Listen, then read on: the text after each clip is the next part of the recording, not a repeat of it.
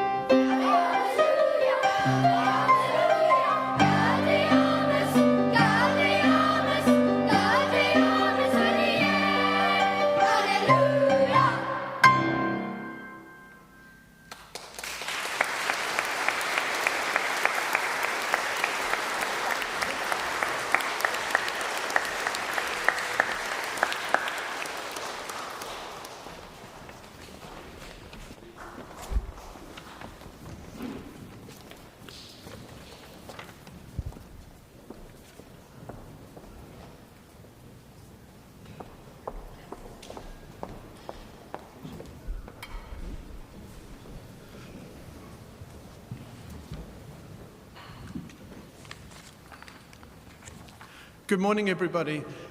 Before we start the announcement of some of our recipients of the various awards, I think we should pay tribute to all the boys who have had an incredibly successful year, considering the world, not just Cumnor, has gone through such a life-changing couple of years. I think staff that are here today, I think all our boys deserve a round of applause.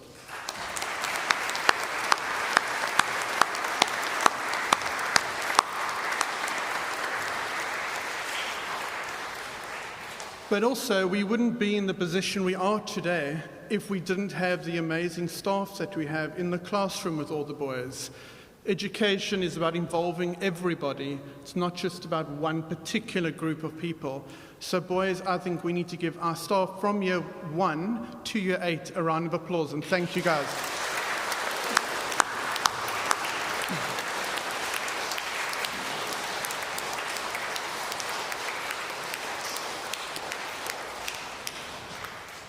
So we get to the exciting part, but boys, I want you to know whether you receive an award today or you don't, you have had a fantastic year. We cannot give every single boy an award, but everyone has made progress in their journey. So we all stand together and we cheer as certain boys are highlighted today. So we'll start off in 1S, the Academic Award, Isa Khan.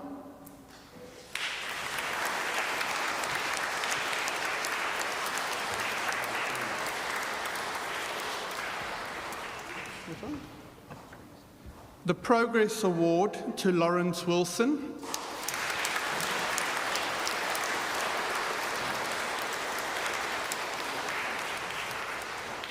And the Endeavour Award to Andrew Leon.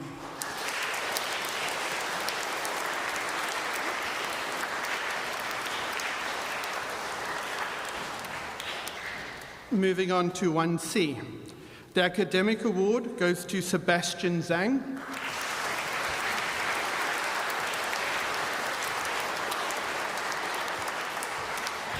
The Progress Award goes to Alexander Simmons.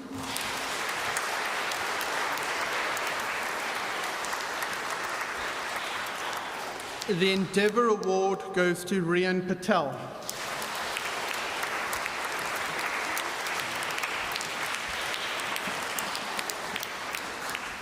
Moving on to 2C, the Academic Award, Logan Liu.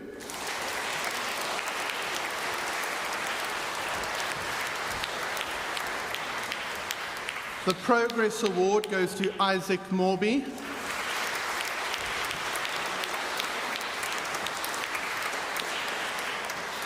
And the Endeavour Award goes to Amar Dongawala.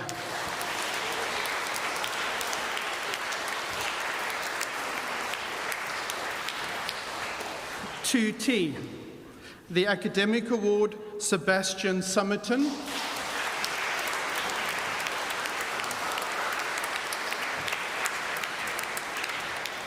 The Progress Award goes to Aaron Patel.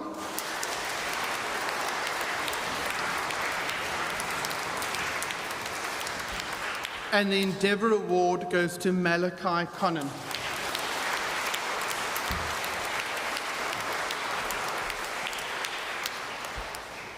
Year 3B, the Academic Award goes to Charles.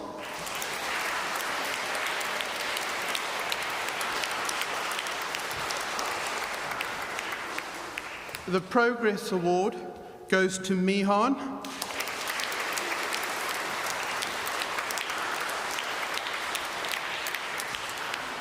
And the Endeavour Award goes to Tom Froome.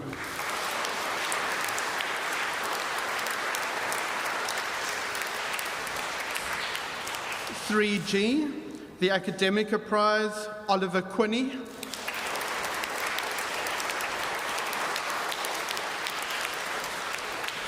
The Progress Award goes to Luca Watson.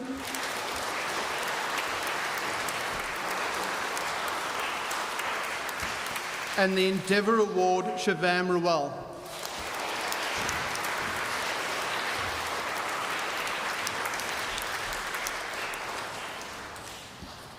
(4H), the Academic Award, Anj Chandarana.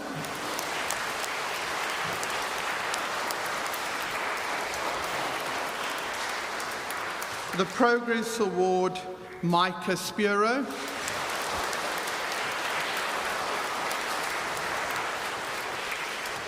And the Endeavour Award to Rory Farrelly.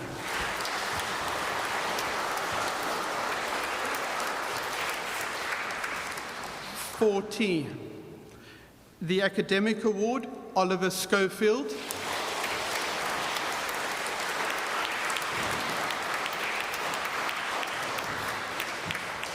The Progress Award goes to Daniel.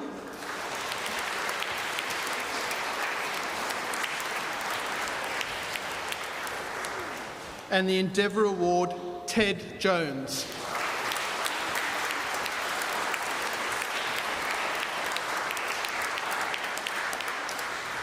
(4F), the Academic Award, Fred Candy.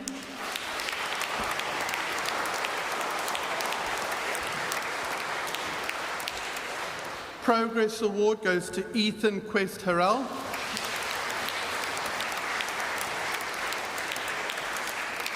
And the Endeavour Award goes to Teddy Lipscomb.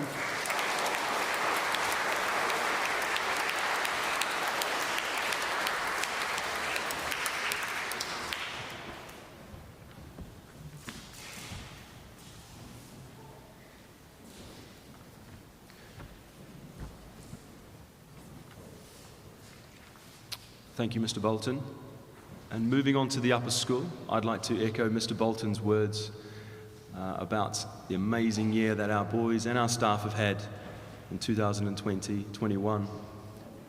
But I'd like to particularly draw attention to our remote learning phase earlier in the year, where our pupils were up to the challenge. Well done on amazing remote learning. And I'd also like to pay tribute to our staff who were flexible and adapted to the challenges at hand.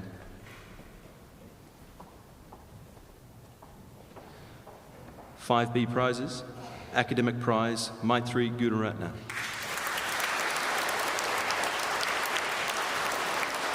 Progress, Kayan Vassell. And 5B Endeavour, Andre Fritsch.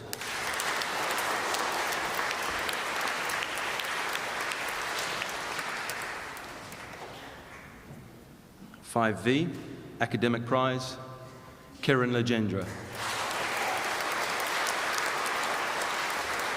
Progress Prize, Noah Evans. And 5V for Endeavour, Jamie Hack.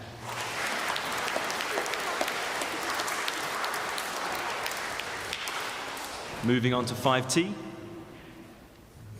Academic Awards, Ishan Bhatt.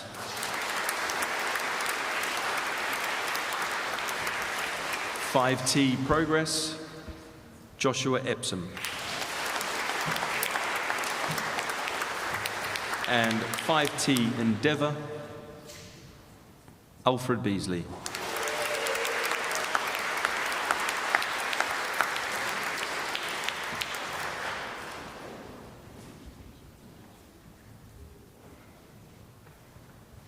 (6B) Academic Kian Mahmood.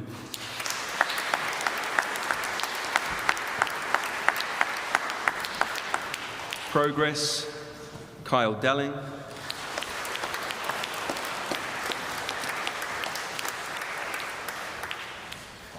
Who unfortunately is not here today. And Endeavour, Dylan Patel.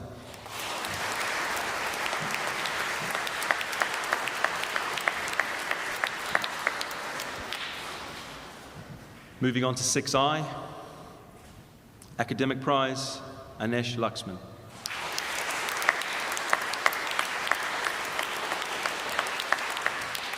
Progress, Sebastian Sadotti.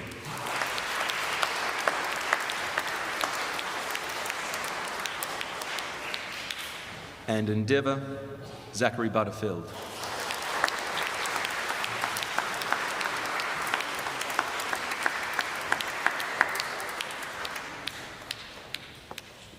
I'd like to welcome all those members from 6T who are joining us from home, who obviously cannot receive their prize today, but they will be coming in to receive that prize very shortly.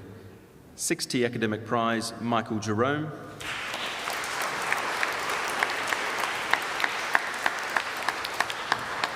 Progress Prize, Zachariah Puyan. And 6T Endeavour Prize, Finley Fry.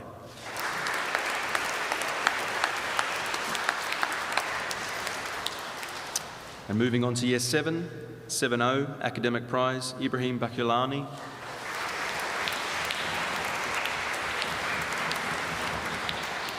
Progress Prize, Yash Gajar.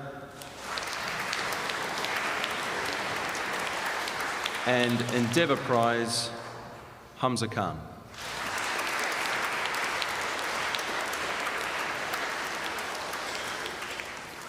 (7BL) Academic Prize, Atul Venkatesh.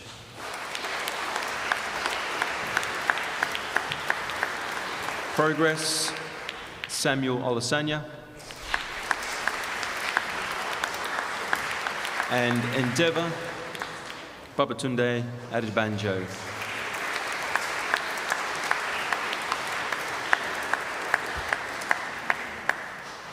And then finally, moving on to our Year 8, 8JB Academic Prize, Ishan Hayvarvataran.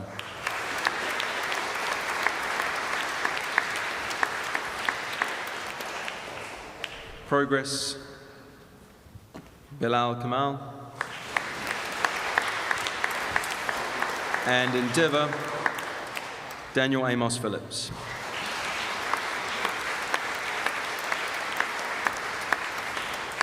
(8) CLJ Academic Prize, Ethan Chanu.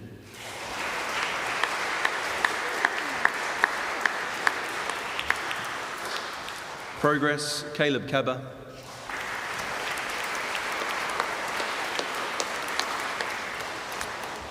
And Endeavour, Hamza Paul.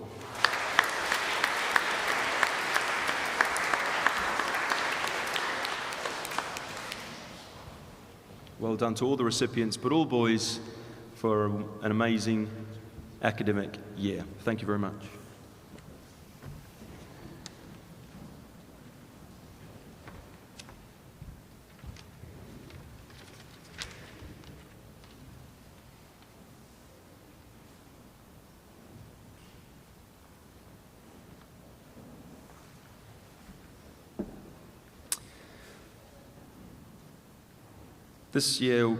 This term, in fact, we were dazzled by some public speakers performing in the House competition, and we're delighted that there are two winners of their categories that are here to perform their speech for us. So, if I can please kindly call to the stage, first, Raul Deshpande.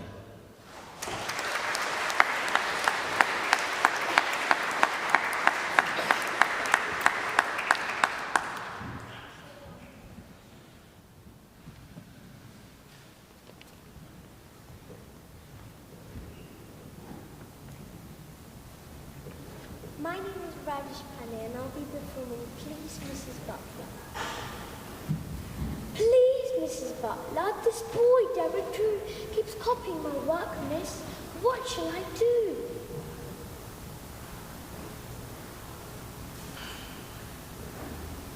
Go and sit in the hall, dear. Go and sit in the sink.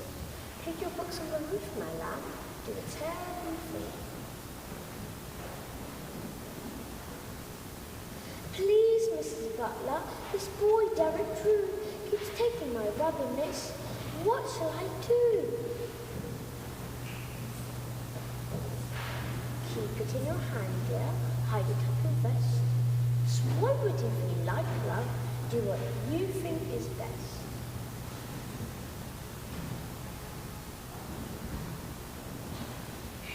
Please, Mrs. Butler, this boy, Derek Drew, keeps calling me with names, miss. What shall I do? Lock yourself in a cupboard, dear. Run away to sea. Do whatever you can, my flower, but don't ask. me.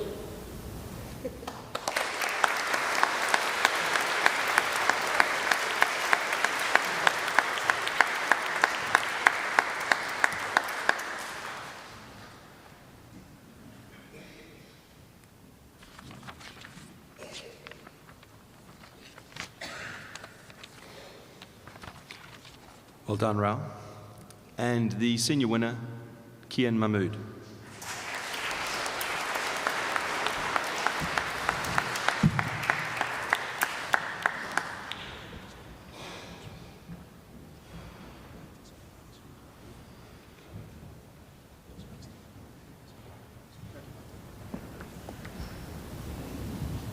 Online learning, such a difficult way to work. Here's a list of things that make me go berserk. Constant pings on Teams is not hard for them to irk. And do I really need to know that you have done the work? Online meetings, talking to a screen, computer always needs to reboot. And I hate that humiliation when being told, you're mute, phone a tap away, TV a click away, temptation runs high. But sometimes I just can't resist not turning a blind eye. Link not working, download not working, countless things go wrong. When my laptop decides to hinder me, the urge to punch it strong. We've nearly struggled through lockdown, back to school now, seeing friends. But I pray that I'll never join a meeting again. Thank you.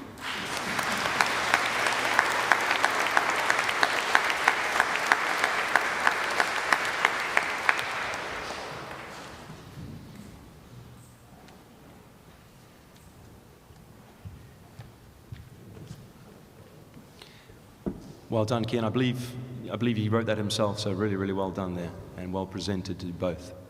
We're going to be moving on to the music, sport, and some of the academic prizes now. Good luck, boys.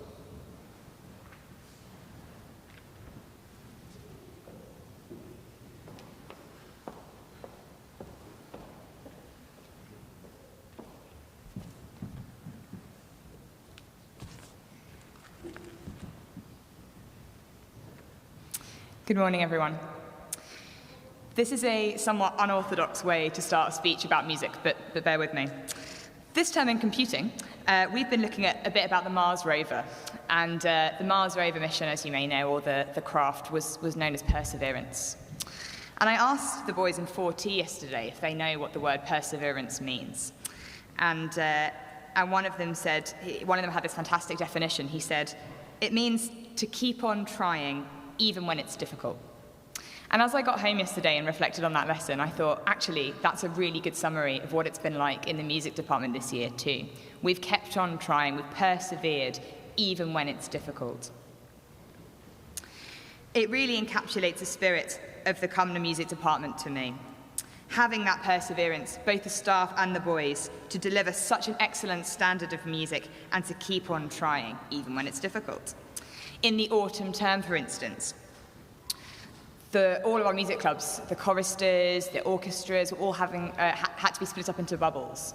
That was incredibly difficult for the boys. Not only did they lose that sense of mentorship that they usually have, where the Year 8 musicians, the Year 6 musicians would really take the younger musicians under their wing, but also they were having to perform in far smaller groups than they were used to. So every boy was having to make a really increased effort.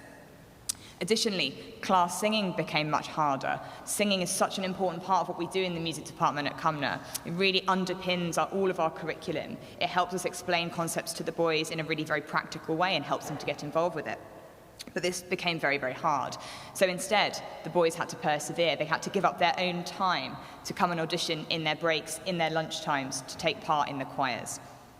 Still, however, the staff and the boys persevered, and we ended up with a wonderful carol service and fantastic nativities, despite all the challenges we faced. Then, in the spring term, again, the school site was closed, but we still managed to have a fantastic house music competition. Instead of performing in classes, which the boys usually absolutely love, and then culminating in 3 fantastic final performances, the boys had to audition instead over Teams or record themselves performing. As many of us know now after this year, that's not an easy thing to do at all.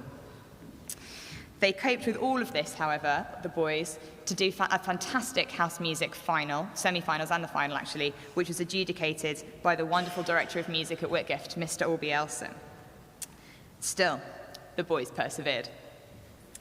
And then in the summer terms, the clubs resumed with gusto. And that has culminated in our absolutely amazing summer showcase performance, which we recorded at the brilliant St. Augustine's Church last Thursday and Friday. The standard of all the ensembles and all the performances in this showcase was truly magnificent, and we really, really look forward to sharing this concert with parents and staff tomorrow via a link. Our spirit of perseverance this year has prevailed, and now the music making at Cumnor is stronger and better than ever, I think. However, none of this is possible without the adults standing behind the boys, giving them endless support and encouragement. My thanks, first of all, must go to my amazing team of Perrys. Their efforts with the boys, their enthusiasm, how well they know each child is truly breathtaking, and without their work, none of this would be possible. The real effort they put in and the real passion they have for teaching has been exemplified by the best set of ABRSM results I think that we've ever had this term. My thanks too go to Mrs. McGill. She's the rock of the music department. There's a long-running joke in our department that she's the real person that runs the music department, and I think that's becoming closer and closer to the truth. Mrs. McGill is such a good ally to the boys and really makes sure they know where they are and sorts out all of their busy schedules all of the time. My thanks also go to the inimitable Mrs. Poole. Mrs. Poole not only is a fantastic teacher, but she's a remarkable academic. And her academia and her research underpin all of her teaching and all of the work that she does with the choirs. The boys absolutely love hearing all of her vast knowledge about singing and voice change, and that really, really helps them to develop into fantastic vocalists. As many of you know, I'll be going on to new challenges in September, and the department is left in such amazing hands with the wonderful Miss Secker. My thanks go to her, as her passion and enthusiasm has really shone through in all the time I've worked with her. You cannot find a better champion for this school and for school music. So thank you very much, Miss Secker, for everything you've done for the boys this year. And finally, before I announce the prizes, thank you too to the parents. Music making is not possible without support from the parents, and our parents are second to none. The parents are really, really invested in their boys doing well with music, contributing to music, and many parents take it extremely seriously, and for that we're incredibly grateful. So thank you very, very much, parents. Without further ado, I'd really love to announce the prizes for music this year. Firstly, for excellent progress, both chorally and instrumentally, the Alex Hunn Trophy goes to Chris Henriquez-Mickey.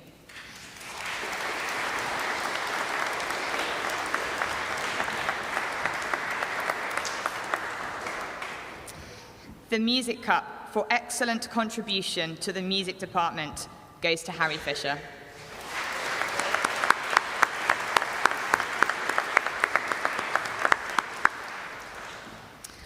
The prize for Chorister of the Year goes to Sarang Nithyanandan.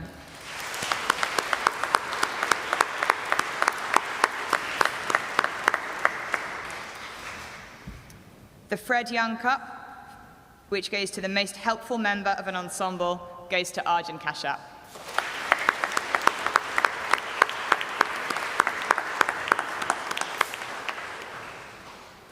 The Katie Sykes Music Prize, which is presented to the boy that received the highest mark in an ABRSM examination, all the more impressive based on how young he is, goes to Charles Arthur Niker.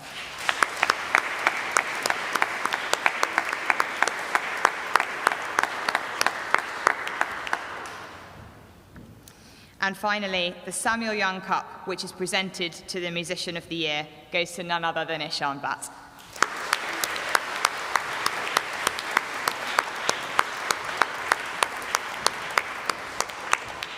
Thank you very much, everyone.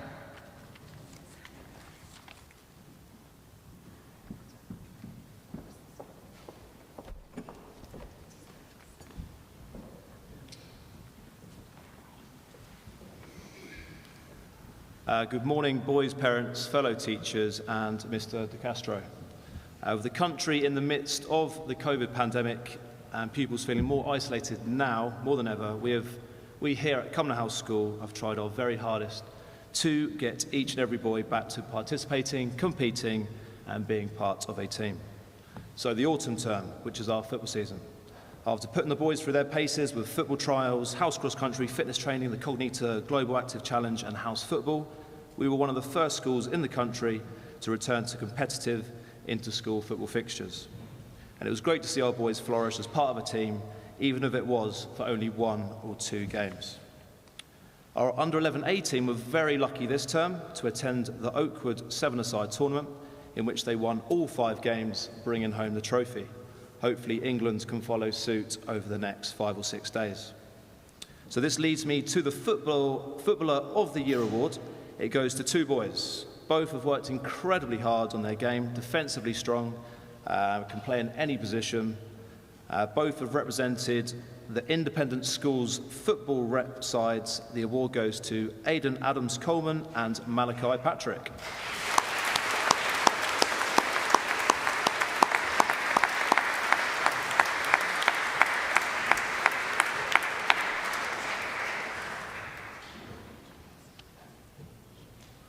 Other accomplishments during the autumn term could be found on the cross-country track. The under-10 and under-11 teams, both Croydon school champions, with our under-8 side taking silver.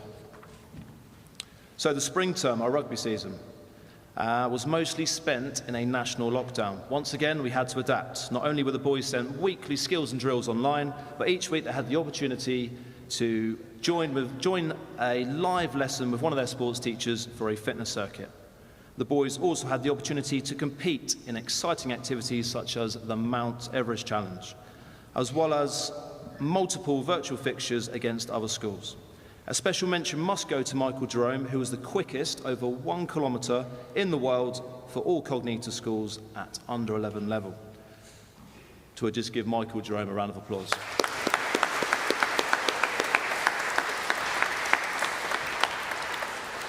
And finally, the summer term. Life slowly getting back to normal. This summer, the boys have amassed an incredible 107 cricket fixtures, 12 tennis fixtures, 9 individual sports days for each year group bubble, and year group swimming galas, whilst also adhering to COVID protocols to remain safe. And not to forget the return of parents to watch all of this unfold. On the cricketing front, we've enjoyed one of our most successful seasons. The depth of talent, enthusiasm and love for the sport is breathtaking to see. And 5 teams have ended the season unbeaten in inter-school cricket fixtures. However, it is the under-11A team that have smashed the season for 6. Cumnor House School 6-a-side winners, Tunbridge 6-a-side runners-up, Surrey Schools 8-a-side cup winners for the 2nd time in 3 years, South of England School 8-a-side cup winners, and most recently crowned yesterday afternoon, Surrey Prep School Cup winners for the 4th time in 7 years. We wish them well on Thursday up in Leicester at Oakham School, where they compete at the national finals in search for more glory. So we give the under-11A cricket team a round of applause. Well done, boys.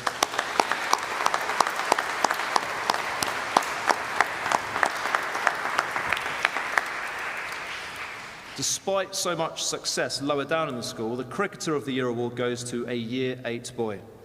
This boy, once turned down by Surrey Cricket in Year 5, has shown a lot of heart and resilience to develop his all-round game, and he has captained the under-13 A team with real intent and purpose, developed his batting bowling, has opened the batting and bowling with style and standards, and is now part of the Surrey setup. The award goes to Harry Fisher.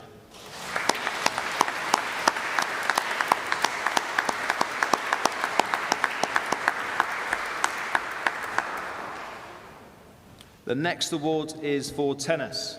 Tennis continues to flourish under the expertise and tutelage of Mr. B.T. Soper. The award goes to a boy who has represented the school with great pride and standards.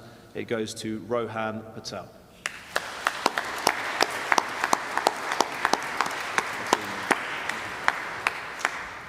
The boys have also been incredibly busy in the swimming pool before, during and after school. With many schools still not back to swimming, Mr. Fitzgerald and Mr. Bennett have worked tirelessly to maintain the levels of swimming across all age groups. This was clearly evident last week in the intra-house galas. So the swimming award goes to a boy who's recorded all 5 gold medals during his intra-house gala. He's gone from strength to strength and over the years and has really benefited by staying at the school till year 8. That award goes to Edward Finley.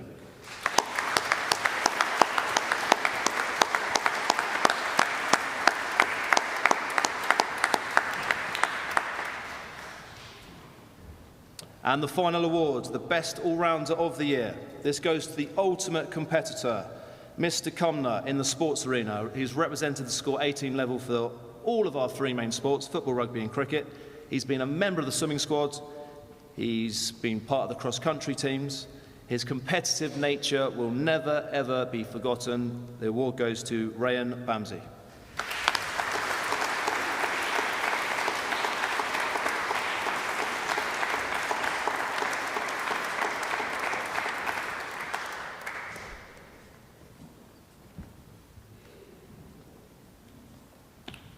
Finally, I would like to thank all the boys, coaching staff and supporters for their commitment, hard work and dedication to ensure that sport here at Cumnor House School once again has gone from strength to strength. Thank you.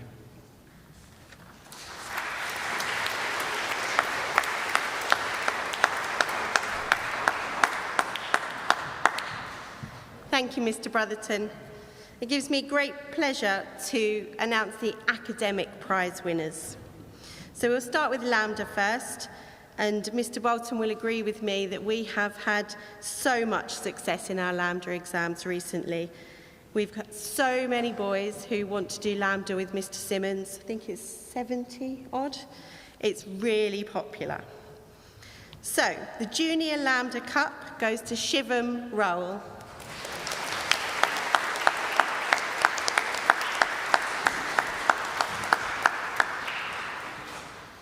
The Senior Lambda Cup goes to Erican Gandan.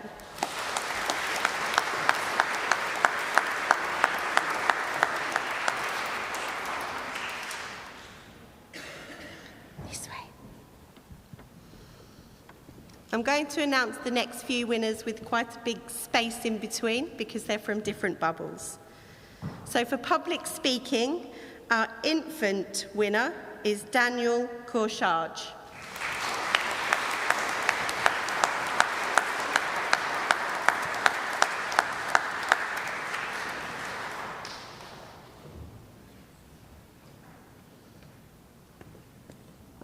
Our junior winner is Rao Deshpande.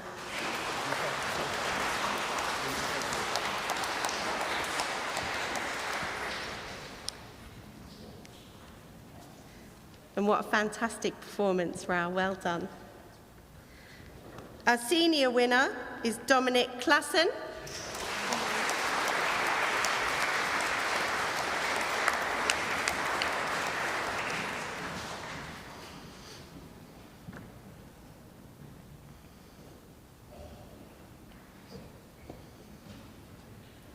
And a fantastic performance this morning, and the winner of the Ali Khan Cup is Kian Mahmood.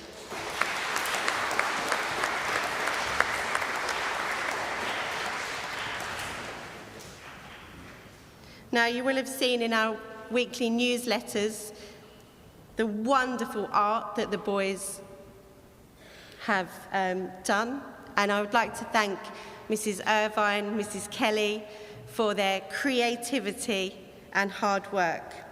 So our Junior Art Cup goes to Ibrahim Chowdhury.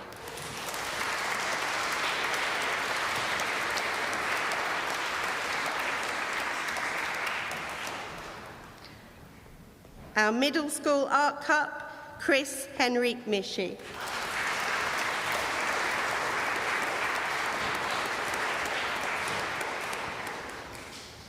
And our Senior Art Cup, Daniel Amos Phillips.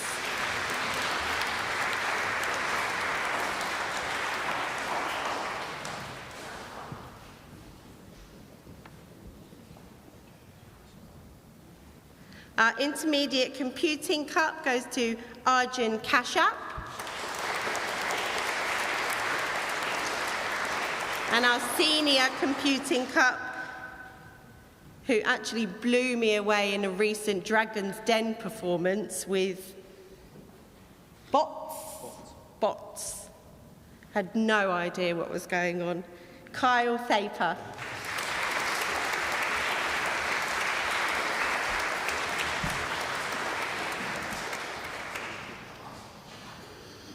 Now we move on to our Gold Awards for impeccable behaviour and a positive attitude to school life. Year 1, our Gold Award goes to Brendan Simpson.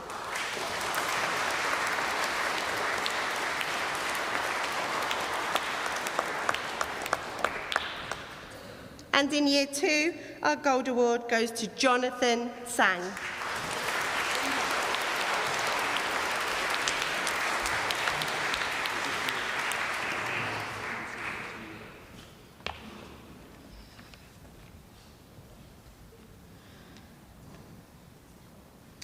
The Madlani Cup for all-round contribution to school life, Kian Mahmood.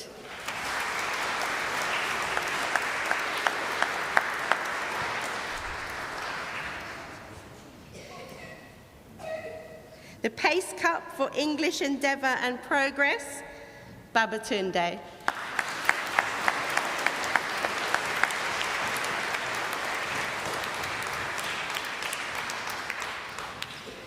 The Mathematics Award for Endeavour and Progress, Ali Lodi.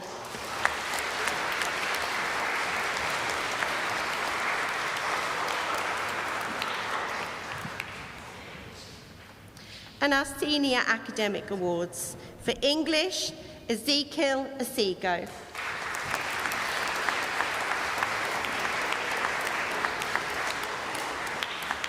For Mathematics, Hamza Paul.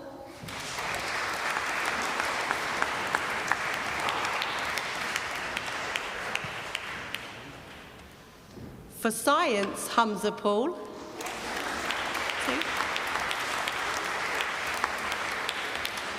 For French, Kyle Thaper.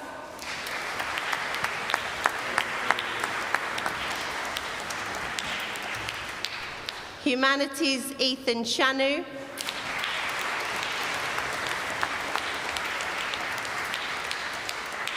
And RS, Ezekiel Asigo.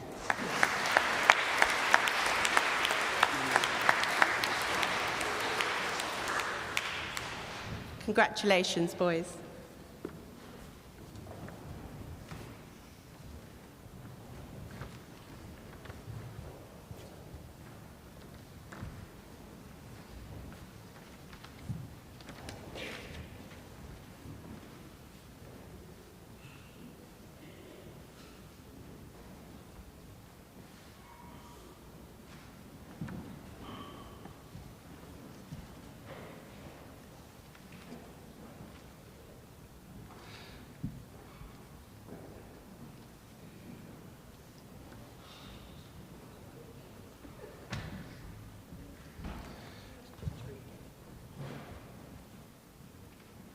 I'd now like to invite back to the stage Miss Edwards for her first Head of School speech. Thank you.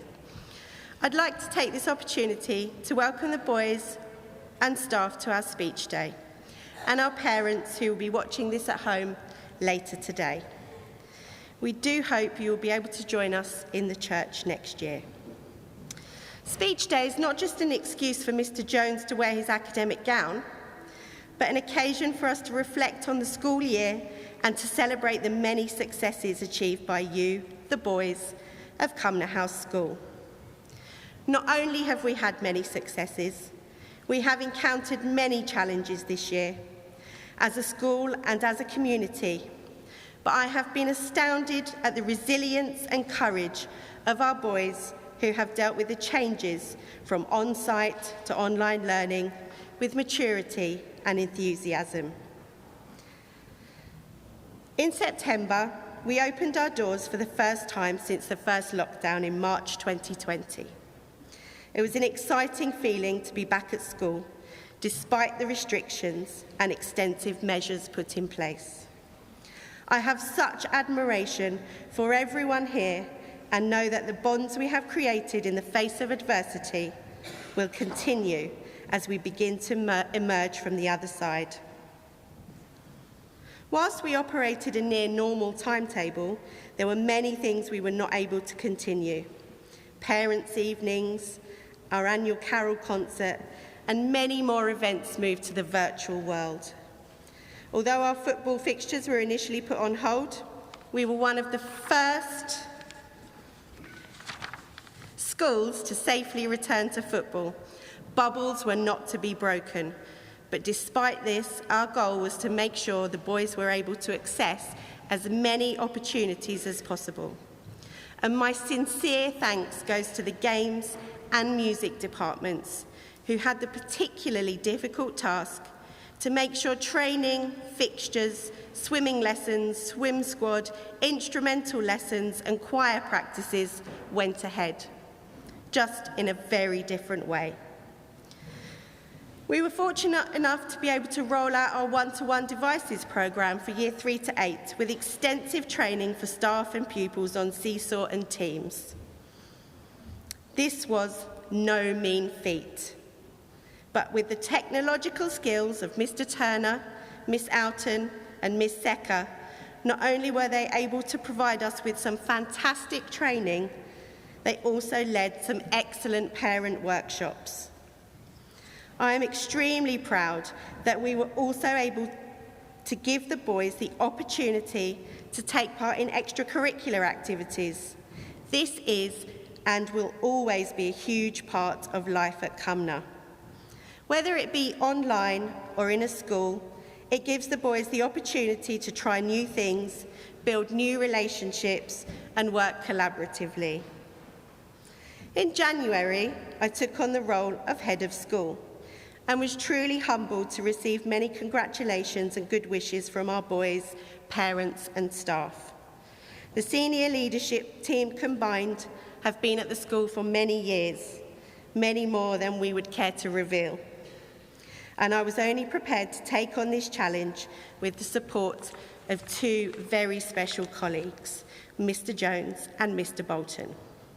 Together, we made the decision that we would continue to put all our efforts and passion into making sure the school gets better and better each year. It was at this time announced that we would not be returning for the spring term, with the exception of our nursery. This was by far the worst news we could have imagined, and I have the utmost respect for all our staff who were able to revert to online learning so quickly, and for the boys who showed a real resilience in adapting to the constant changes. We learnt a great deal about learning remotely, and not only did we offer more live lessons and a wider range of clubs, but it was time to go live with games. I remember being so proud when I joined Year 5 and 6 online, with over 70 boys taking part. It was heartwarming to see them all in sync with their teachers, taking part in training, skills and challenges. We did not always get everything right. As I have told the boys, mistakes are a very important part of learning. But we worked hard to make sure that the boys did not miss out. As Mr. Brotherton has previously mentioned, there were many sporting moments and successes for us to be proud of this year. Under 8 to 11 Croydon schools cross-country, the Under 11 Oakwood School 2021 football tournament winners, Under 11 six-a-side cricket tournament winners, Under 11 Tonbridge six-a-side cricket tournament runners-up, Surrey Schools Cricket Cup winners, Under 11 South of England Cricket Cup 8 A-side winners, Under 11 National Cricket Cup finalists, and up until Monday, they were Under 11 Surrey Prep Schools Cricket Cup finalists and went on to win this final yesterday. We wish the Under 11s the best of luck in Leicester on Thursday, and hopefully they will return national champions. We also had many memorable moments provided by our music department, with a lovely pre-recorded carol service, which is one of my favourite events of the year. as well as some beautiful nativity plays from our very youngest boys. Another highlight was the house music competition, and I would like to invite Ishan Bhatt on stage to play for us.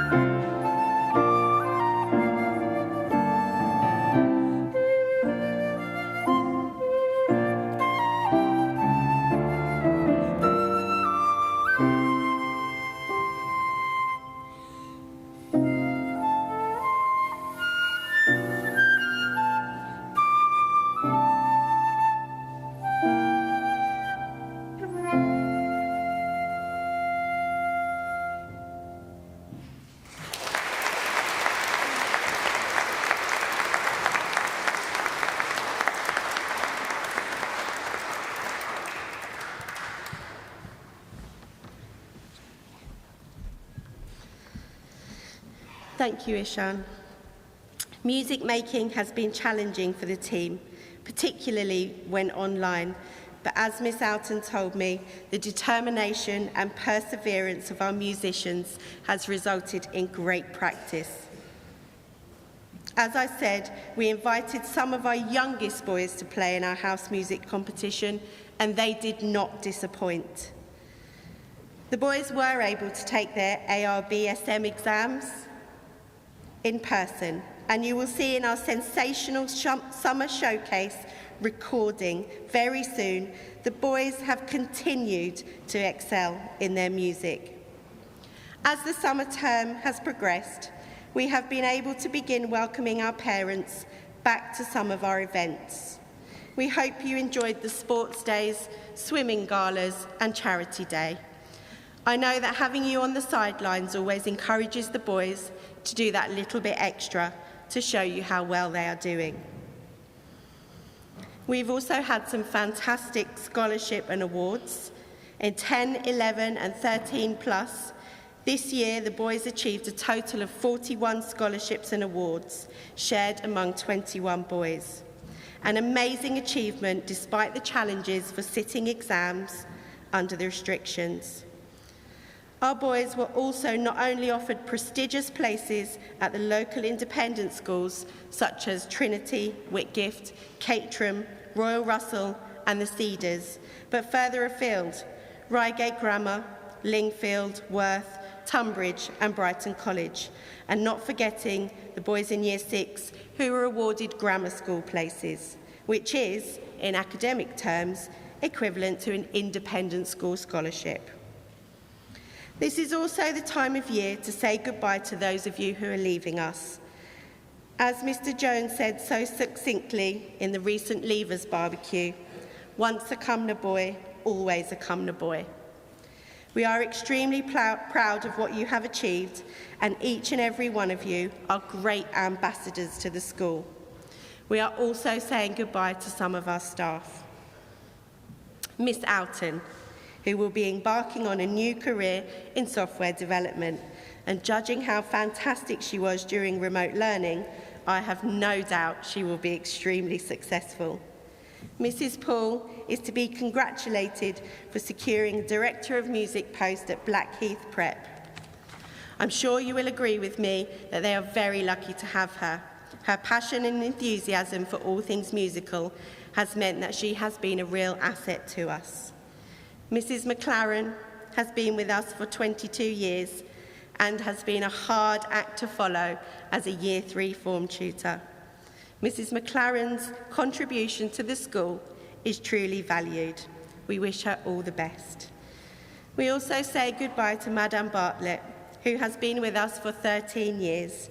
She has instilled a love of French among the boys, and vibrant singing from her classes can be heard around the school. We will also miss her pancakes, and we wish her all the best. Mr. Battams joined us in 2013 as a newly qualified teacher and has been an outstanding form tutor. Showing such kindness and compassion for the boys, he will be missed, and we wish him the best of luck in his new school.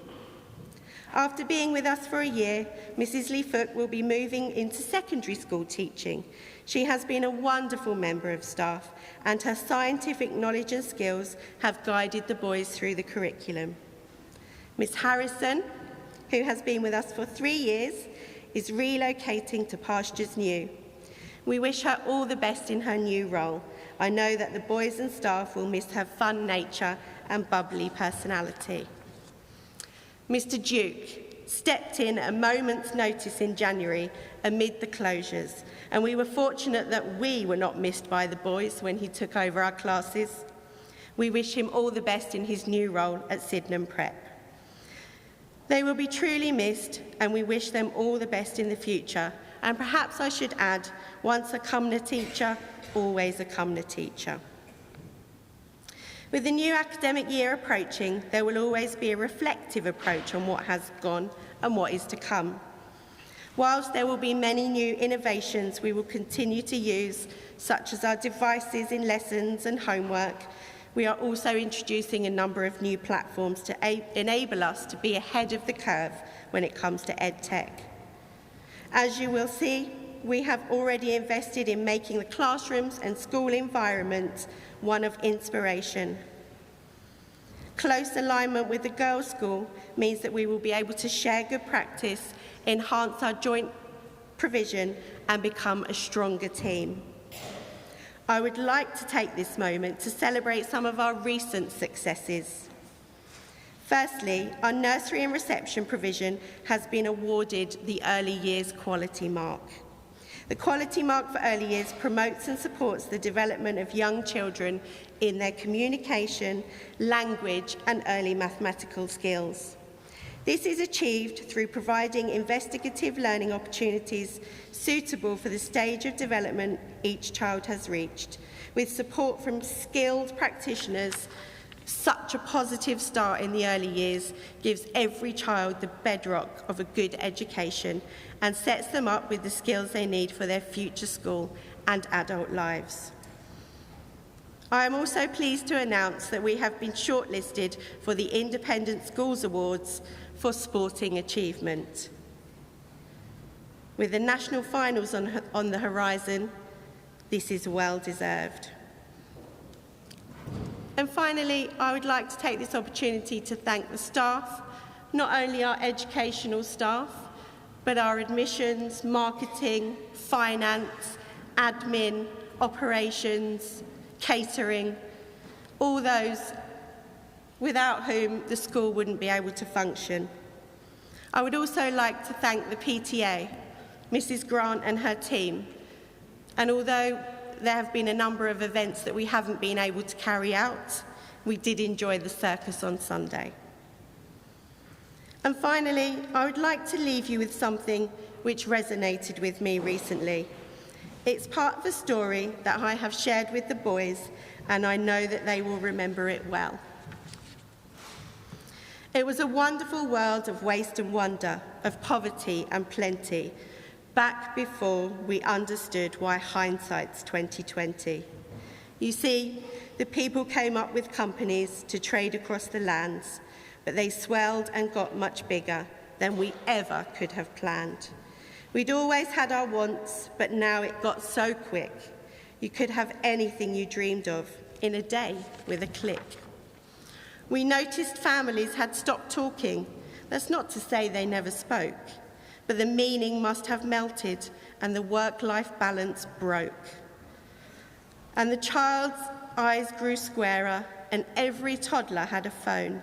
They filtered our imperfections, but amidst the noise they felt alone.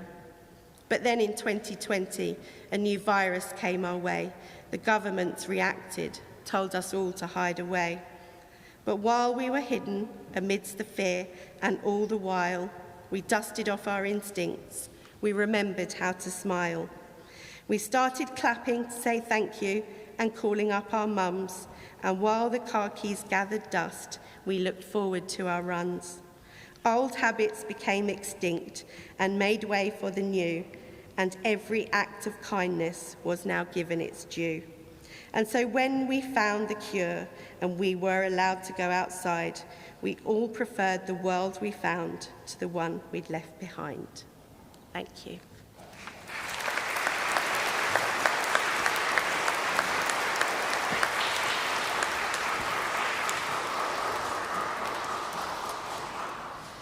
Okay, boys, time to wake up. Now I would like to introduce a very, very special guest, somebody who I've known for a very long time and who has worked with our staff, actually. And he'll probably tell you a little bit about himself because I know he likes to chat. So please put your hands together for Mr. Maurice de Castro.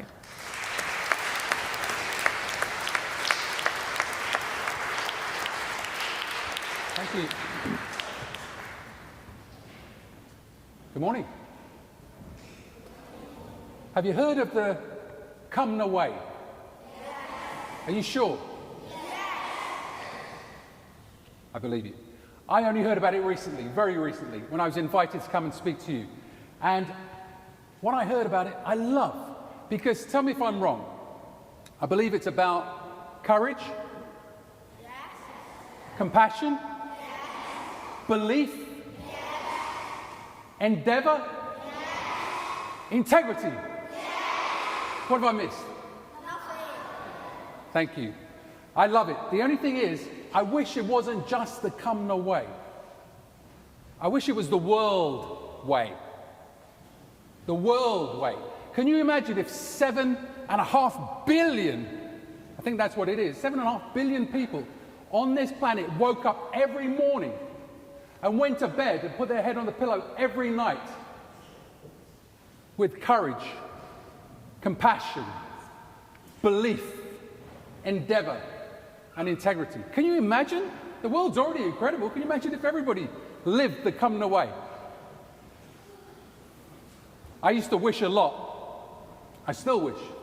But when I was a 6-year-old boy, I know it was a long time ago, forgive me. When I was a 6-year-old boy, any 6-year-olds here? A few there? When I was your age, I wished I was 10.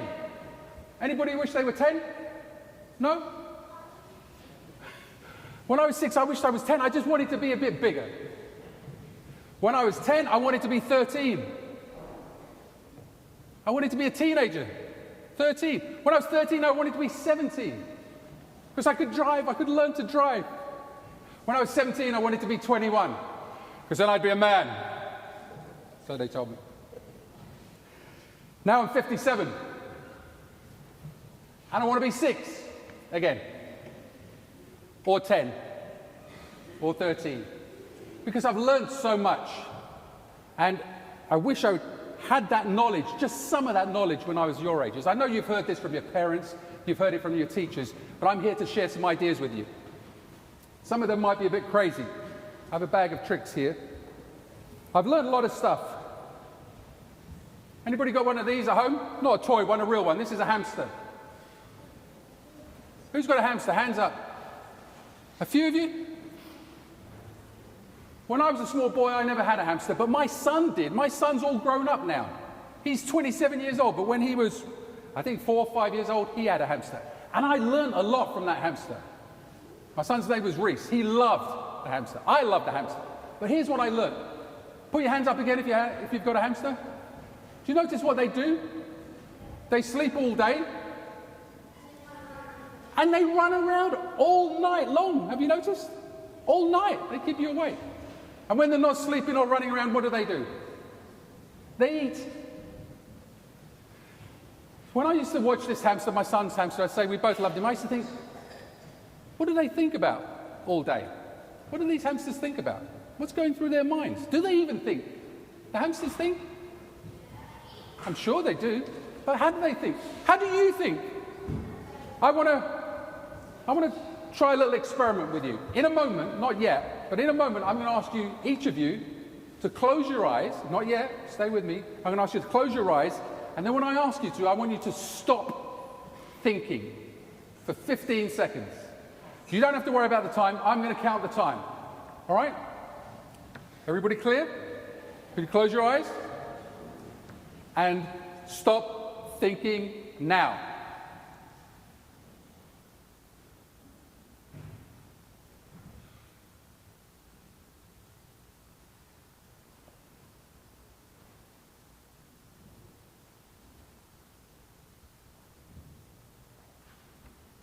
Okay, you can open your eyes.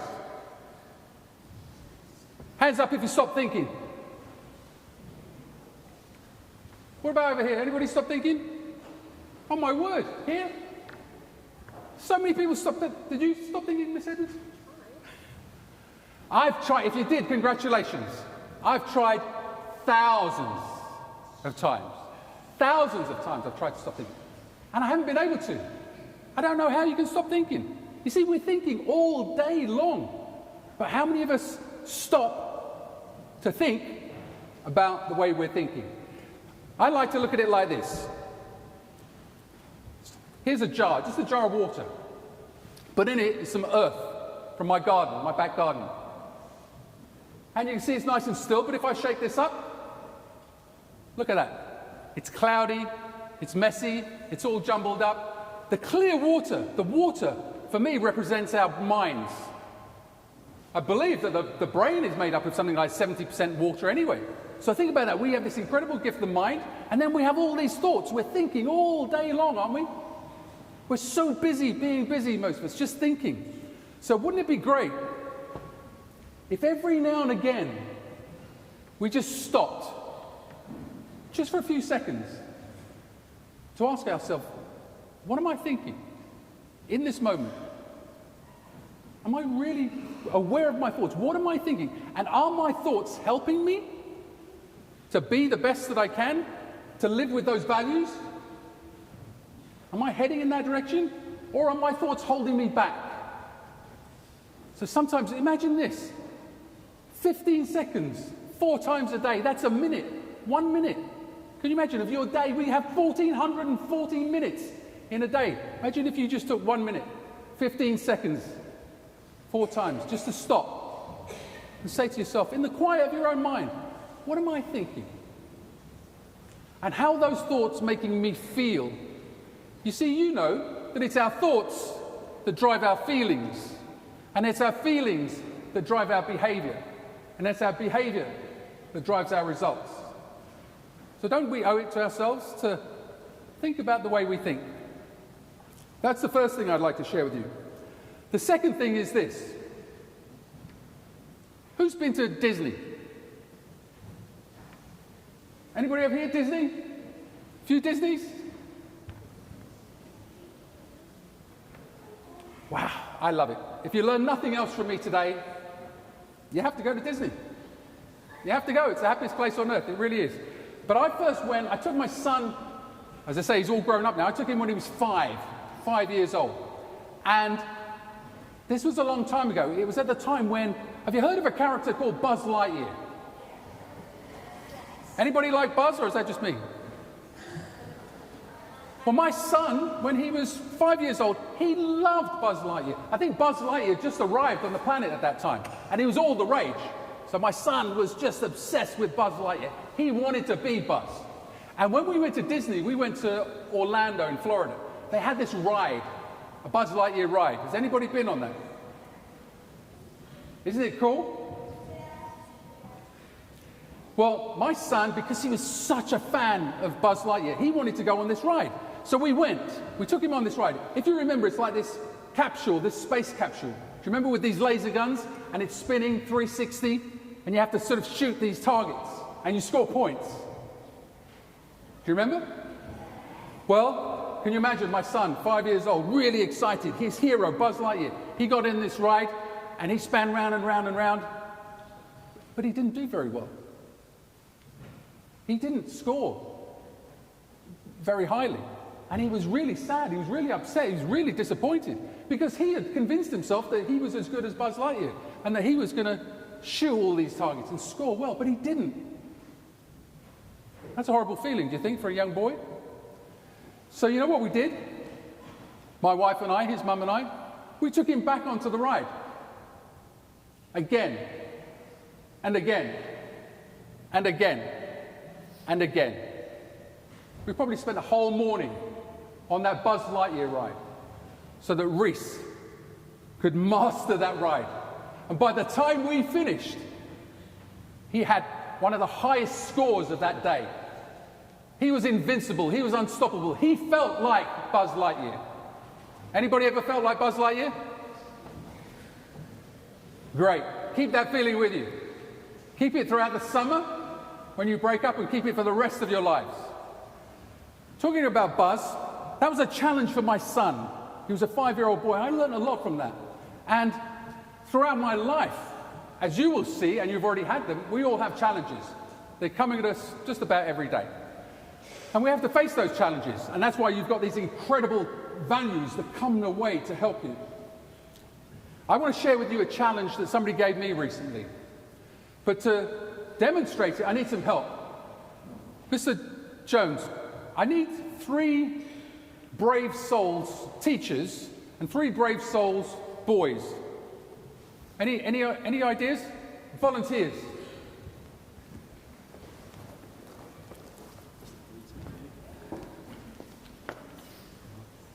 If you could come, that's it. Have we got 3 teachers as well?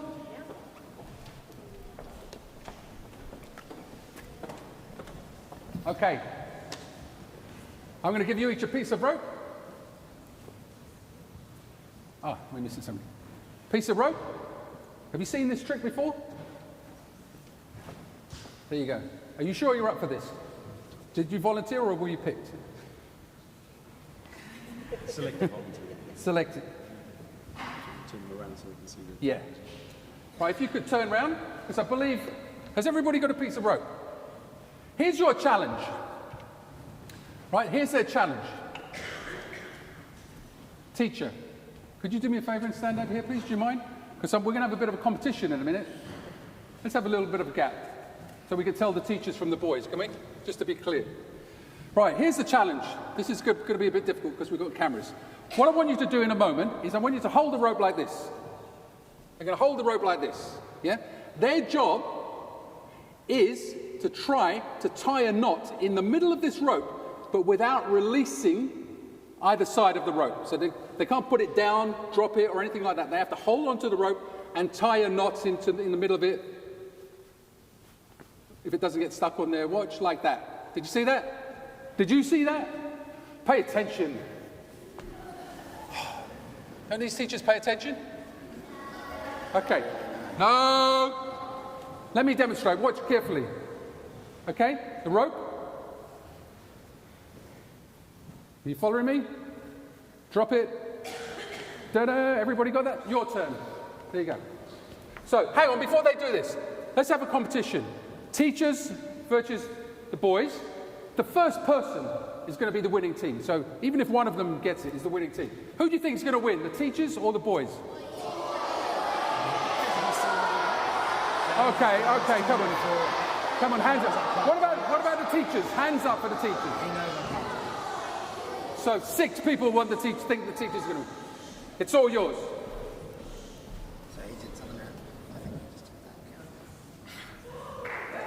Wow! Congratulations. How you getting on, boys? No? Okay, let me teach you. We haven't got long to do this. Let me teach you, all right? Watch carefully. Excuse me, teachers. Sorry. Let's do it. I just can't get the staff, can you? Okay. Watching? So, make a fish. Can you see my fish? Yeah? So I've taken my right hand, put it over my left hand, you make the shape of a fish. Can everybody see that? Can you see my fish? Yeah? Take the bottom part of the tail. Got that? Poke the fish in the eye. Just poke him in the eye. Pull it through the top of his head. Top of his head. And then pull it tight. Got it?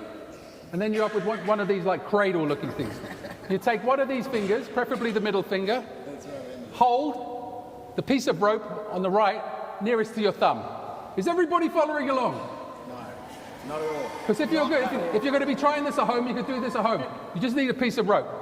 So finger, middle finger, got it? On this piece of rope, got it? Yeah, no, I get it. Yeah? And then you're going to go 1, 2, 3, you're going to drop it, pull it, and you'll find a magic knot. Da-da. Got it? Got it? Well done! Anybody? Got it?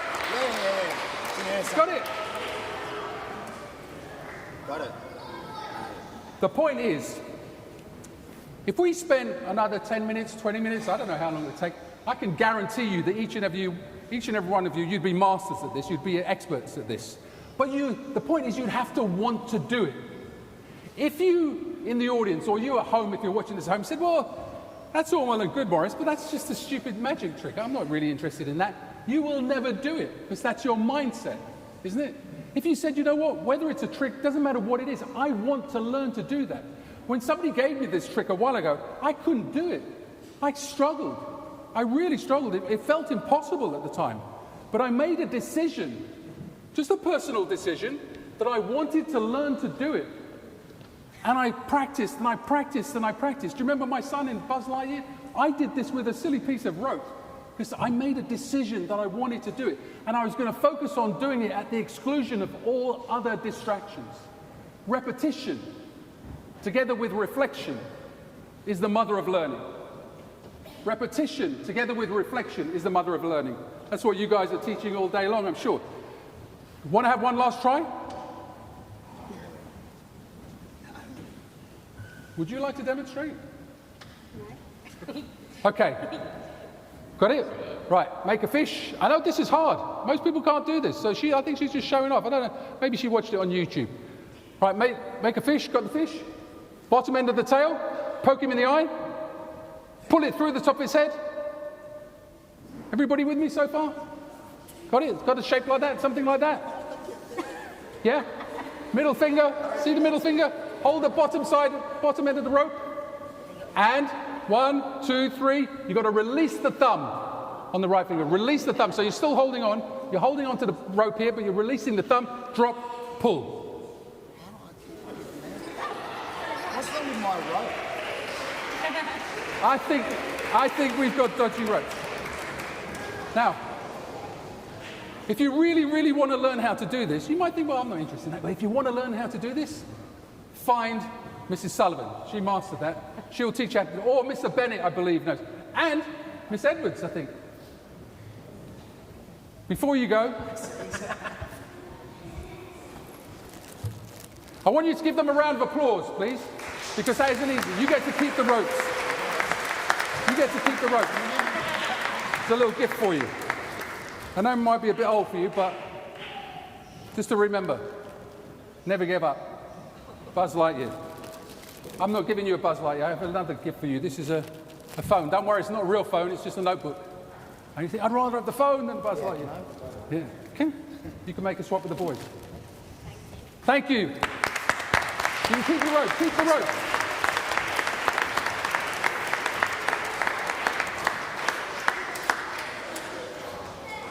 It's not easy to do. It takes courage to come up and do something like that. So I think they've demonstrated one of your values already. Repetition together with reflection is the mother of learning. All of you should have a piece of paper with a pencil. Am I right? Okay, why don't you take your pencil and paper out, please?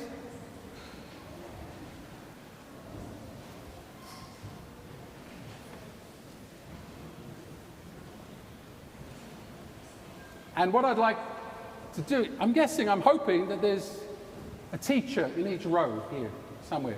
Is there? If one teacher could stand up, anybody, in each row. One teacher in each row. What about over here? We got any teachers there? I want somebody to stand up because boys, wherever you are, your job is to look at these adults standing up, look at these teachers, and I want you to draw them. Draw what you see. Draw them.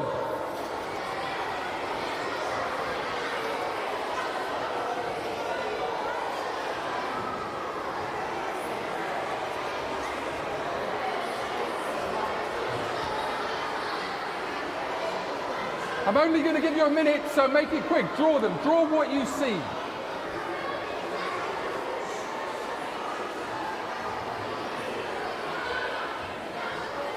And be nice, because afterwards I'm going to ask you to... You haven't got paper? Ah, Mr. Jones, they haven't got paper. No paper? We've run out. Ah. I'm sorry if you haven't got paper.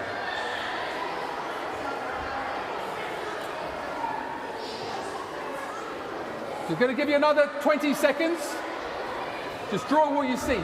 But be nice, because afterwards, at the end of this session, you're going to be giving that piece of paper as a gift to the teachers, so they get to take them home to show their families what you see.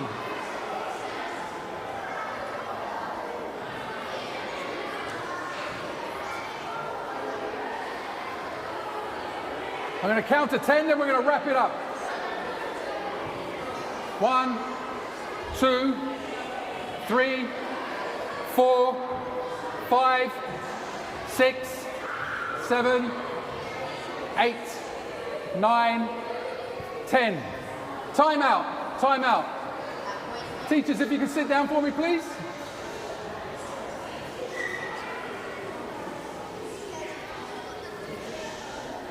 Now,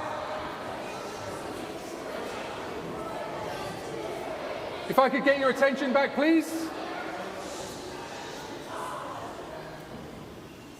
I don't know how that worked for you, but I'm guessing that a lot of you probably went into quite some detail. You drew beards and glasses and colour of their hair, and you did all sorts of different things there. But you probably, most of you, just drew a face, 2 eyes, a nose, a mouth, perhaps a body, maybe a bit of hair. Not for me, I know. Did you do that? I asked you to draw what you see. And that's a bit of fun, but isn't it interesting? What we see is just what we see. And you might think, well, hang on, of course. What a stupid thing to say. But there's so much more. Because think about these teachers. If we were to get each of you to do it, to draw each other, it would be the same. You would draw what you see. But there's so much more. What you don't see are all the hopes, all the dreams, all the fears, all the worries, all the aspirations, all the achievements, all the stuff that they've been through to get to where they are, whether you're a boy or a teacher, to be sitting in this church, this incredible church today. We can't draw that, can we? We just draw what we see, but there's so much more, don't you think? So when we look at people, we have to look with a different pair of eyes. When you change the way you look at things, the things you look at change. That's one of my favorite quotes from the late Dr. Wayne Dyer. When you change the way you look at things, the things you look at change. You see, when I started thinking about us, human beings, doesn't matter how old we are or what we look like. I wrote a book, by the way, just a bit of advertising here, a few years ago. But there's a piece I wrote about us, just from a physical perspective. I don't know if you know this. Bear with me. Our heart beats around 100,000 times a day, every day. Did you know that? Who said yes? I went to the wrong school. Our blood is on a 60,000-mile journey every single day. Who knew that? Same people. Our eyes can distinguish up to 1 million color surfaces and take in more information than the largest telescope known to man. Did you know that? I'm going to stop asking. Our hearing is so sensitive it can distinguish between hundreds of thousands of different sounds. Our sense of touch is more refined than any device ever created. Our brain is more complex than the most powerful computer on Earth, and it has over 100 billion, not million, over 100 billion nerve cells. We give birth to 100 billion red blood cells every day. We have over 600 muscles. We exercise at least 30 muscles when we smile. We make 1 liter of saliva every day.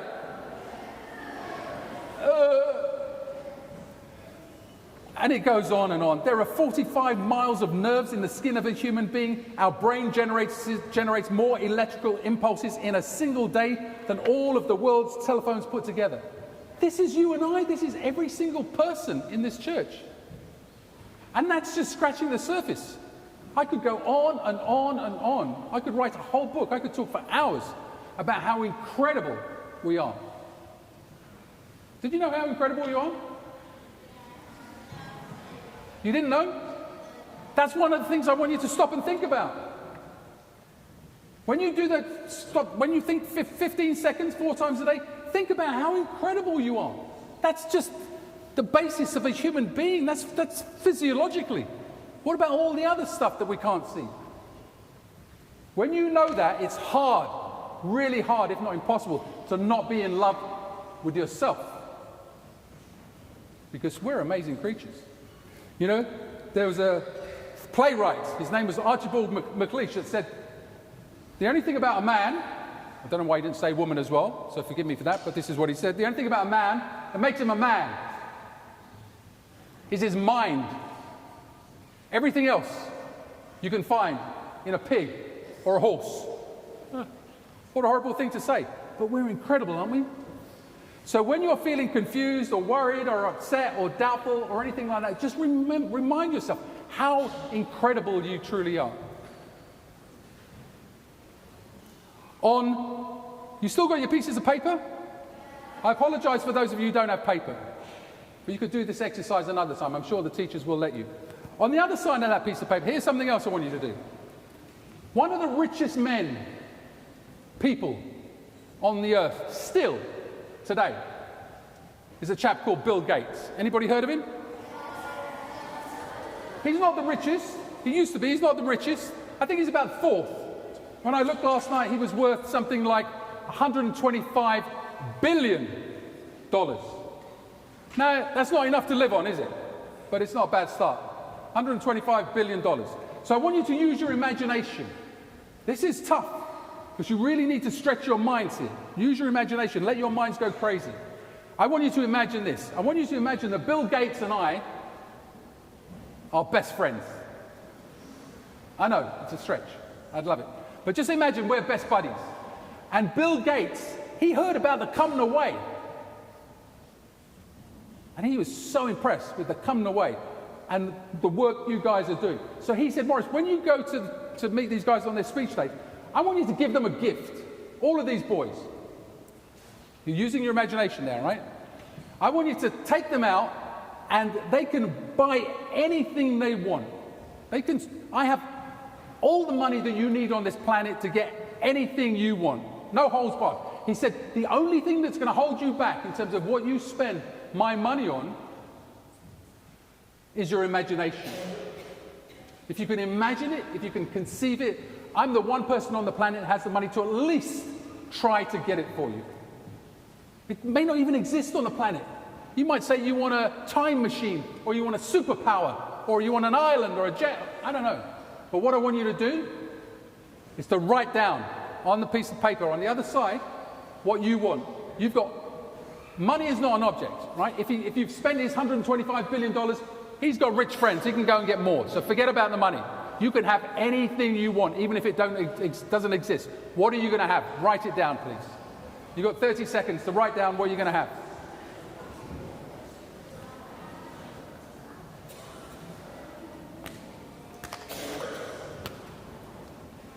Anything you want. Don't be shy. When was the last time somebody gave you $125 billion minimum to spend? It may not happen again soon. Take advantage of it.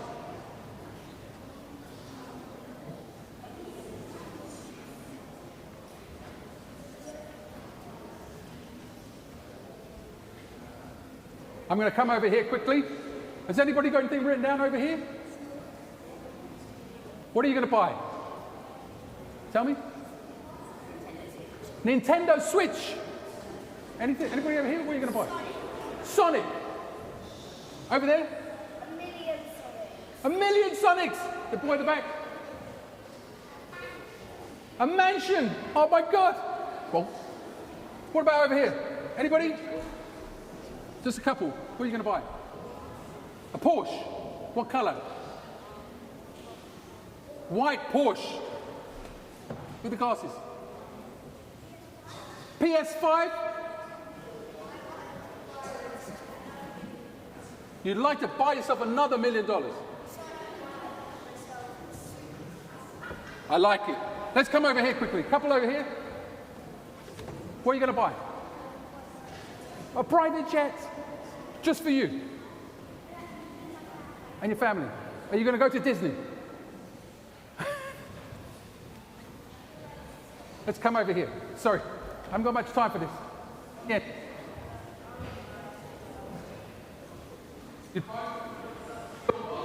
Whole world. Just buy the whole world. What about over here?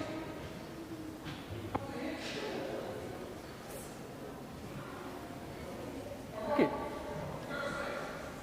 Oh my word. You see, we could play this game all day. If I spend a bit more time with you, I haven't got the time, apologies, but if I spend a bit more time, you come up with some crazy things. We've got some brilliant things here. But here's a question. It's a big question. It's a really big question. You're probably never going to be asked a more important question than this in your life. Why do you want it? Why do you want the rocket? Why do you want the mansion? Why do you want the PS5, the Nintendo Switch? Why do you want these things?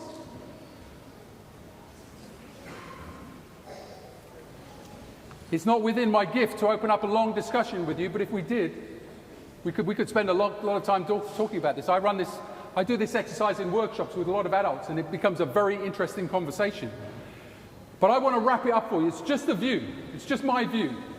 I believe that any of us on this planet, 7.5 billion of us, the only reason we'd write anything down on any piece of paper that we want is for one reason. And that reason is so that we can feel something.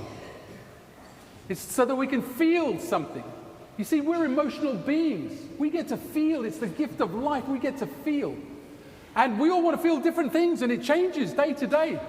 You might want to feel happiness, excitement, love, joy, peace, security. The list goes on and on and on. It's the joy of being where we are, who we are. We get to feel. So think about that as well during one of those 15 seconds. What are you feeling? How do you make other people feel? You see, everything you say, everything you do makes you feel something, and it makes somebody next to you feel something. Whoever you're playing with, working with. Feelings. It's everything, isn't it? I love this exercise. We can write down all these things, but when you boil it down, that's what we want. So think about, why do you want what you want? How is it going to make you feel? How are you thinking about what you're thinking to get what you want? And when you're thinking about what you want, I just want to share this idea with you. If I was, I know there is no such thing, so forgive me, but if I was, or there were such a thing as a president of the world, I know we don't have a president of the world. We have prime ministers and presidents and kings and queens, but imagine we had a president of the world. If that was me, I would ban 2 words. I'd make sure these 2 words are stricken from the English language, any language, that nobody was ever allowed to say them. You know what those words are? Those words are yes, but. Yes, but. Because one of the things I've learned through my journey through life so far, and I've still got a lot to learn, is that, we can have a dream or a goal or an idea or a passion or something we want to do, something we want to have, something we want to be, something we want to achieve. But then often these words, yes, but, come out. Have you ever heard that? Yes, but, I'm too small. Yes, but, I'm too big. Yes, but, I'm not old enough. Yes, but, I'm not fast enough. Yes, but, I'm not clever enough.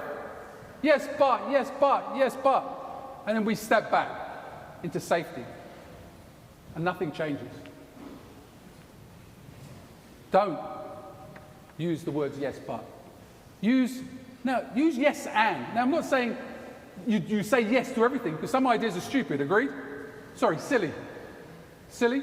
Some ideas are silly. But you say yes, and. Let me think about that. Let me explore it. Let me see, is it possible? Could I be, do, or have such a thing? Explore it. Get rid of the words yes, but. I have a ball that can help me. I have a gift for you. At the end of the day, they're in bags here. The teachers will hand them out for you. It's a stress ball. And on it are the words yes, but, with a line through it. When you have an idea or a dream or a goal or something that you want to achieve, it doesn't matter how small or how big it is, if you feel those words yes, but, coming on, I want you to take your ball out and squeeze it. This is a stress ball. It's lovely to squeeze, and you can take all your frustration, all your tension, take it out on the... Don't say yes, but. Get rid of the yes, but in this ball. Get rid of that. And say yes, and. Yes, and. I can be Buzz Lightyear. I can tie that knot in that rope. So this will be a gift for you to take with you. And in closing, I'd like to leave you with one final thought. The final thought is this. Anybody been following the football? Nobody? No. Yeah. So have I. So I believe in the power of collective thought. The power of collective thought. So here's what I want you to do before I finish. I want you to close your eyes. Again. Just close your eyes. This is very brief. And I want you to send to the England team, the England squad, for tomorrow night and for the rest of the tournament, I want you to send them the Cumnor way. Courage, compassion, belief, endeavour, and integrity. Send that to them in your mind. Each and every one of those guys.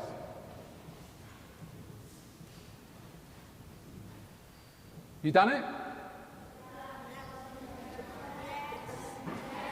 Okay. So all that remains to be said, and then I'll hand you back to Miss Edwards, is football's coming home.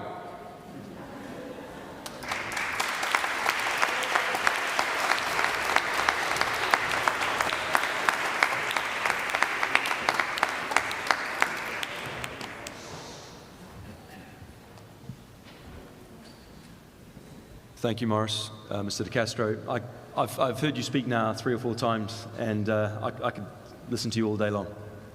Inspiring to our boys, I hope. And there are some really key, powerful messages for them, and I hope they will take many of them away with them. We're now going to move on to the final prizes for the morning. It brings me great pleasure to hand out the Year 8 graduation prizes. Some 4 weeks ago, our boys finished the common entrance examinations.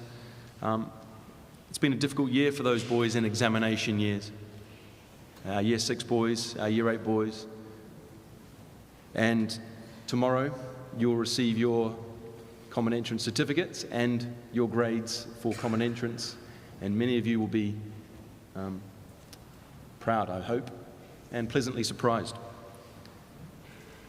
So I'd like to call up the Year 8s to come and receive a little memento for your achievements this year. Dan Amos Phillips.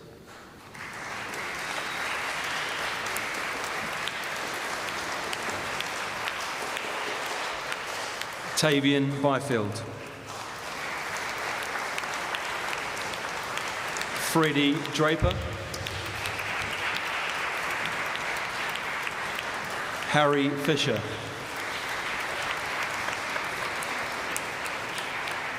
Ishan Hevavataren. Bilal Kamal. Kyle Thaper. Teenan Thompson. Nathan Alaka. Ezekiel Asigo. Lorenzo Danso.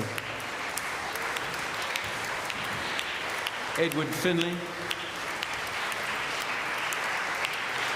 Caleb Cabba.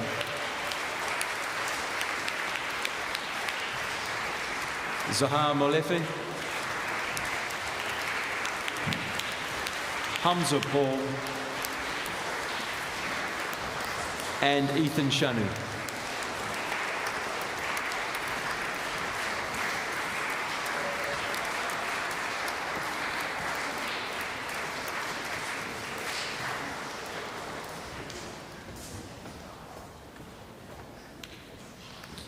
And then finally, moving on to the special awards for those pupils who have made an outstanding and significant contribution to Cumnor, perhaps this year or over their career at Cumnor.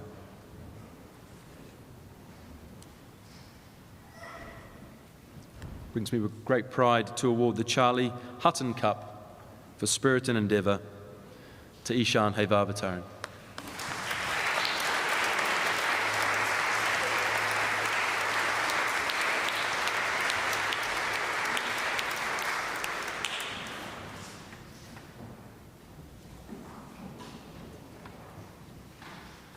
A pupil in Year 8 who has shown great involvement throughout their school life, music captain, grade 6 and grade 8, an exceptional sportsman, the David Lewis Cup, Lorenzo Danso.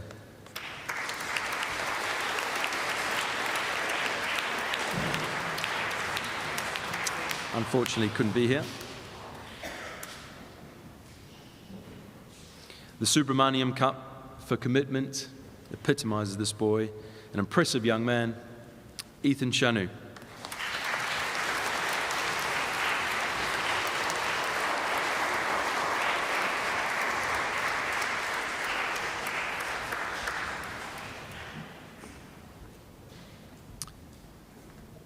On to an award for a boy who's been here since he was 6 years of age and younger, I think in nursery, I believe. The Abbas Khan Cup for citizenship, an amazing school ambassador, Edward Finley.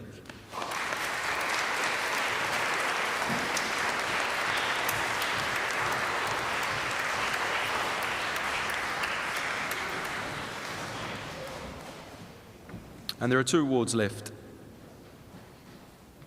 The Golden Jubilee Shield for Deputy Head Boy, service to the school, Kyle Thaper.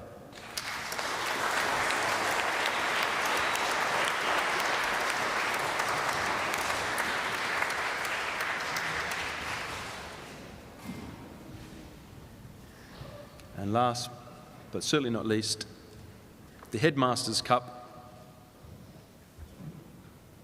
Harry Fisher.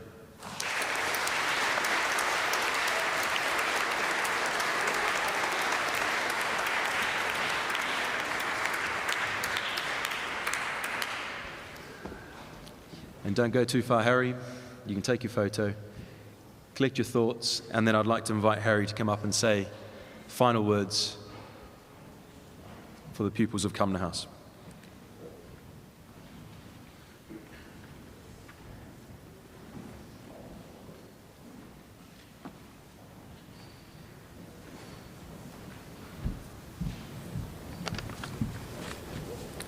Cumnor has given us all amazing experiences and memories. The kind people and committed staff have guided us, improved our knowledge and academic skills. But from a different perspective, they have also made us better people. I remember roughly 9 years ago, I was dropped off at the reception site and it didn't go well. I was crying my eyes out. I didn't want to go to big school. All I wanted to do was stay at home with my family. If I had the choice, then I wouldn't have gone. Imagine the missed opportunities. To start with the tours and the highs and lows of Cumnor sports. When I joined this school all those years ago, I wasn't confident and I hated sport. How very wrong I was. Sport taught me leadership, quick thinking and camaraderie. Every person who plays a sport knows that pump of adrenaline when a game is close. If I didn't go to Cumnor, I would never have gone on the tours to Barbados and Barcelona. I would never have found my passion in cricket. Not forgetting the music though, always playing, always singing. With the bands, choirs and groups, Cumnor House is never quiet. A ginormous thank you to all the staff for their passion and commitment. When you start at school, your parents and your teachers make most of the choices for you. But when you grow up, you start making more and more choices for yourself. Cumnor House is all about choice. A choice of lots of different activities, yes, but also the most important choices we make about how much to commit and how hard to work. It is about not giving up and choosing the best we can be. In March last year, lockdown took place, guided home learning and no school. Life was not the easiest for many, but the Cumnor community dealt with lockdown brilliantly, providing live lessons through laptops, clubs from home, fun activities and online games lessons. None of us could control COVID, but we could choose to make the best of the time we had. We could not have completed home learning, common entrance, and our senior school exams in restricted times without Cumnor. So a huge thank you from all the leavers to the teaching staff on my behalf. As the UK is slowly but surely returning to normal life, our time at Cumnor is now coming to an end. I wish the whole school good luck for the next year, and I'm pleased to be handing over head boy to Hamza Khan. If you can stand up, please. And a round of applause.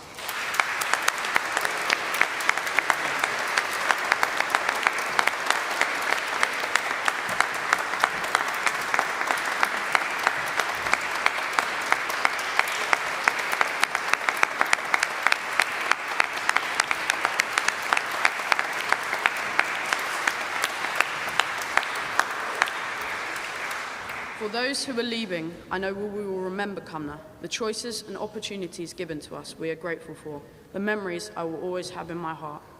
Best wishes and thanks to everyone, and good luck for the future.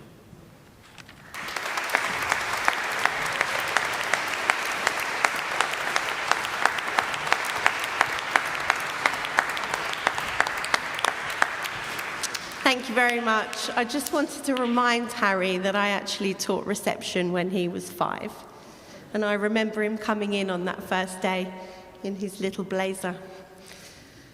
Thank you very much, boys and staff, and to our guest speaker, Morris. I hope you've enjoyed your morning, and we look forward to this afternoon. You've got your transition afternoons and for our final assembly tomorrow. Thank you very much.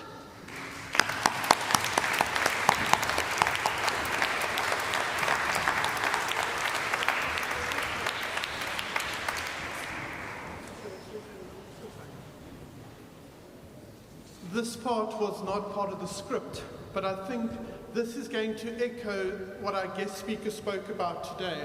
And hopefully I'm not going to embarrass him, but if I am, it's too late now. Firstly, congratulations to Hamza Khan for being elected as our new head boy of Cumnor House. But I'd like to I want to share, and I think this was our real message this morning. In year 5, when I was very privileged to take over from Miss Boyle and become year 5 form tutor, Hamza Khan was in 5B. I'm going back a number of years now. And we had a PSHE lesson towards the end of year 5, and they had to write down what they would like to achieve one day. Hamza Khan's goal, and I hope he doesn't mind me sharing, I can remember it vividly, was to be head boy of Cumnor House Boys' School. So he has achieved his dream, not material possessions, nothing that involved money, but our imagination, which was spoken about today. And his imagination let him think that one day I wanted to be that boy, the head boy of Cumnor House. And guess what? Today he has achieved his goal. Well done, Hamza.